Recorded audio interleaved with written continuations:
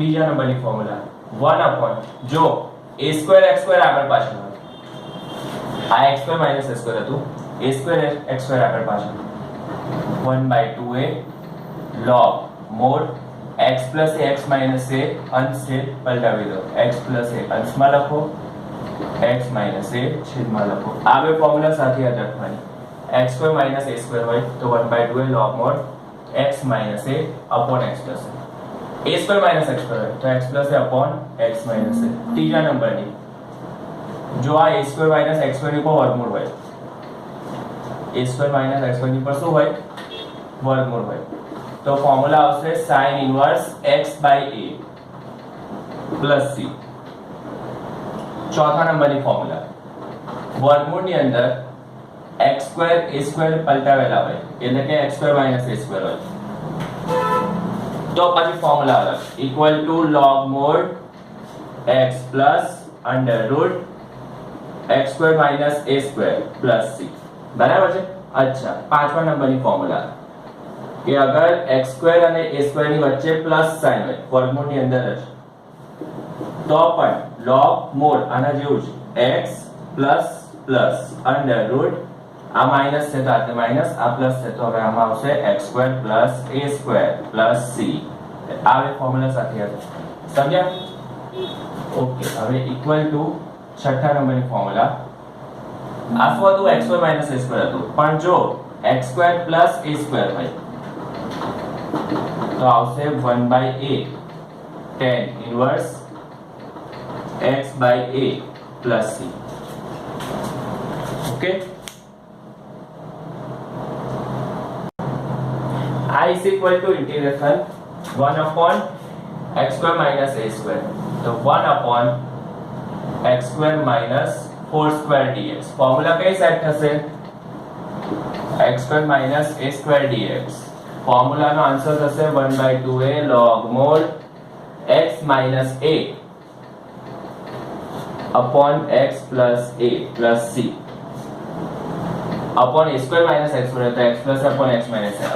चलो is equal to 1/2 value of a 4 x² minus a² એનું મૂલ્ય કેટલું 4 log mod x minus 4 upon x plus 4 plus c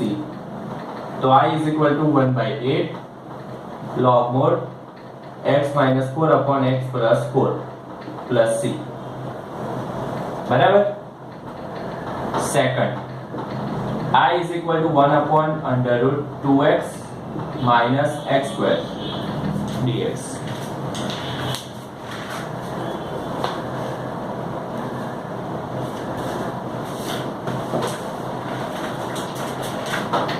Equal to 1 upon વર્ગમૂળમાં પહેલા minus common કરો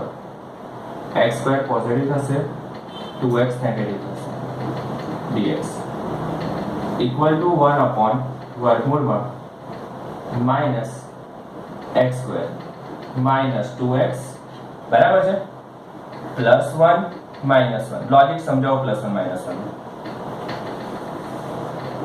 1 upon under root એના પછીના સ્ટેપથી સમજ પડી જશે minus આટલું જે છે એના બરાબર સેટ થાય x minus 1 square minus 1 dx વર્ગમૂળની અંદર જે માઈનસ છે તેનાથી પ્લેસ ચેન્જ થશે 1 માઈનસ થી પ્લસ થશે એટલે 1 minus x minus 1 square dx okay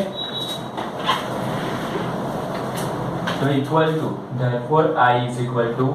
1 upon under root 1 square minus x minus 1 square dx तो 1 upon under root a square minus x square ની ફોર્મ્યુલા સેટ થશે વાત સમજ્યા 1 upon under root a square minus x square dx એટલે answer બને sin inverse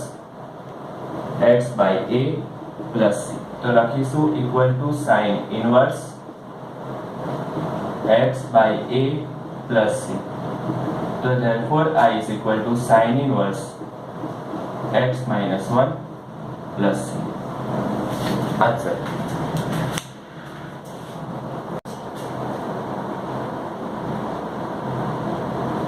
I is equal to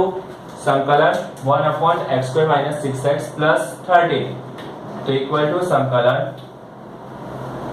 जो a square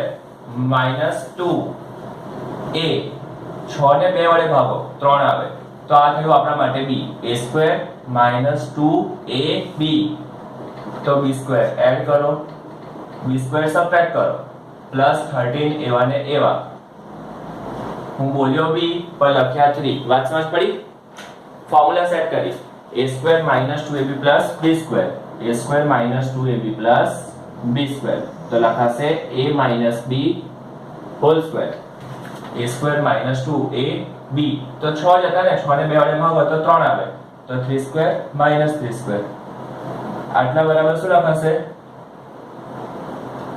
x minus 3 whole square equal to संकलन 1 upon x minus 3 whole square minus 9 plus 13 dx 1 upon x minus 3 square plus 4 dx 1 upon x minus 3 square plus 2 square આ formula બની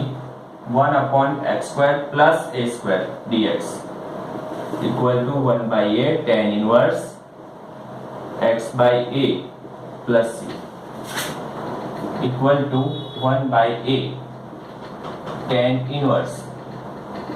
x by a plus c answer I okay પછી दाखला number 2 चलो छेदमारी 3 ने common low x square plus 13x by 3 minus 10 by 3 dx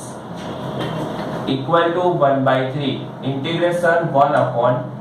a square plus 2a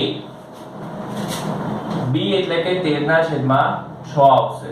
કેમ કે 2 વડે ગુણો ભાગો બરાબર 2 ગુણ્યું તો છેદમાં 3 સાથે 2 ગુણાશે ના સમજ પડે તો આટલે 3 રાખો અને 2 વડે ગુણો ભાગો બરાબર છે તો આ થયો 2 પછી આ થયો a તો આપણો b શું બન્યો 13 ના છેદમાં 6 એટલે વત્તા 13 ના છેદમાં 6 નો વર્ગ માઈનસ 13 ના છેદમાં 6 નો વર્ગ माइनस 13 ना छेदમાં 3 as it is dx बात समझ्या a स्क्वायर प्लस 2 a એટલે કે x તો આપણો b તો 2 વડે ગુણતા ભાગતા મારી b ની વેલ્યુ શું આવશે 13 ના છેદમાં 6 એટલે 13 ના છેદમાં 6 નો વર્ગ ઉમેર્યો તે જે ઉમેર્યું તે બાદ કર્યું 10 ના છેદમાં 3 પાછળ એવાની વાત ઇક્વલ ટુ 1/3 સંકલન 1 upon a square plus 2ab plus b square तो a प्लस से तो प्लस b એટલે કે 13 ના છેદમાં 6 નો વર્ગ માઈનસ 13 નો વર્ગ એટલે 169 upon 6 square એટલે 36 minus 10/3 dx equal to 1/3 संकलन 1 upon x plus 13/6 square minus common low 169 by 36 plus 10 by 3 dx 36 નો લસા લઈએ તો અંશ અને છેદમાં 12 ગુણો પડે 3 તો છે 12 તારી 36 એટલે અંશમાં આવશે 120 equal to 1/3 સંકલન 1 upon x plus 13/6 square minus 169 plus 120 ભાગ્યા 36 dx बराबर है तो इक्वल टू 1/3 संकलन 1 upon x plus 13/6 square minus 169 plus 120 982 289 by 36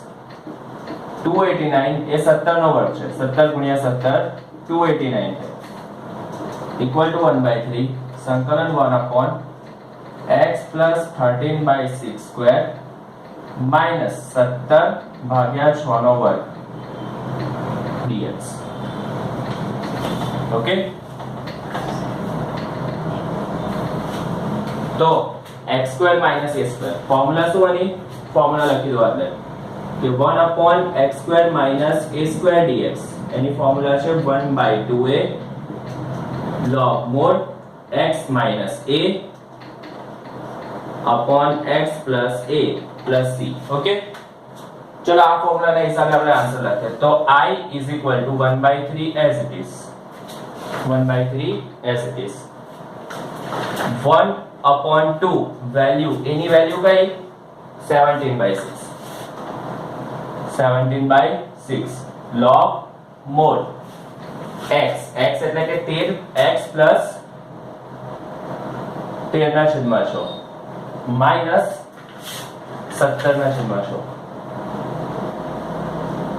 upon x plus 13 ના છેદમાં 6 પ્લસ 17 ના છેદમાં 6 plus c. 3 2 6 equal to, therefore I is equal to 1/17 log mod, અંશમાં અને છેદમાં 6 અને 6 નો લસા લો, આવશે 6x plus 13 minus 17, 6x plus 13 plus 17 ભાગ્યા 6 plus c. 6 6 cancel, તો I is equal to 1/17 log mod 6x, 17 માંથી 13 જાય minus 4 upon 6x plus 30 plus c. 1/17 log mod 3x minus 2 upon 3x plus 15. અંશ અને છેદમાંથી બે કોમન કાઢીને ઉડાવી નાખ્યા, બરાબર છે? અંશમાંથી બે કોમન કાઢ્યા, શું બને? 3x minus 2, છેદમાંથી બે કોમન કાઢ્યા, શું બન્યું? 3x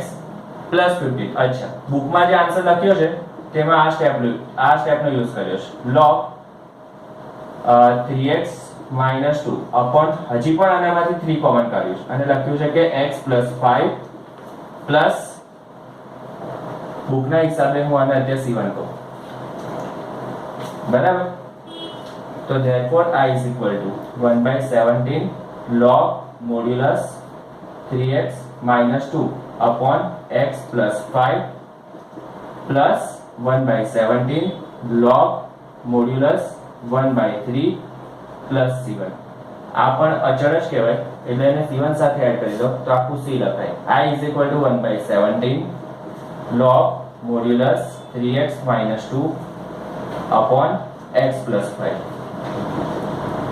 plus c, જ્યાં c ની વેલ્યુ લખી દેવાની. અચ્છા, બુકમાં આપણો પેપરમાં આટલો આન્સર લખશું તો બી ચાલશે, અને આન્સર લખવાની ઈચ્છા હોય તો આ લખો,